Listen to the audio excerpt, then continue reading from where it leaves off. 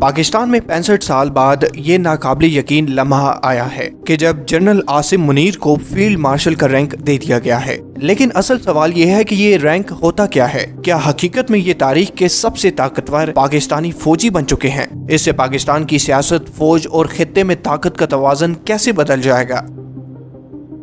حکومت پاکستان نے جنرل عاصم منیر کو فیلڈ مارشل کے عہدے پر ترقی دے دی ہے۔ یہ اعلان اس وقت کیا گیا جب پاکستان اور بھارت کے درمیان کشیدگی اپنے عروج پر تھی اور آپریشن بنیانو مرصوص کی کامیابی کو پاکستان کی تاریخی فتح قرار دیا گیا۔ پاکستان کی 77 سالہ تاریخ میں صرف ایک شخص کو یہ عہدہ ملا تھا، جنرل ایوب خان، جنہوں نے خود کو صدر بھی بنایا اور فیلڈ مارشل بھی۔ لیکن اس بار یہ رینک ایک مکمل فوجی کامیابی اور حکومتی منظوری کے بعد دیا گیا ہے۔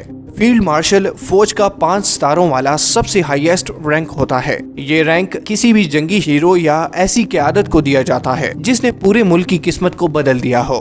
یہ صرف علامتی نہیں بلکہ تاریخی اور عسکری لحاظ سے بے حد طاقت رکھتا ہے۔ یہ عہدہ صرف پاکستان میں ہی نہیں بلکہ انڈیا، برطانیہ، افغانستان اور نیٹو فورسز میں بھی دیا جاتا ہے۔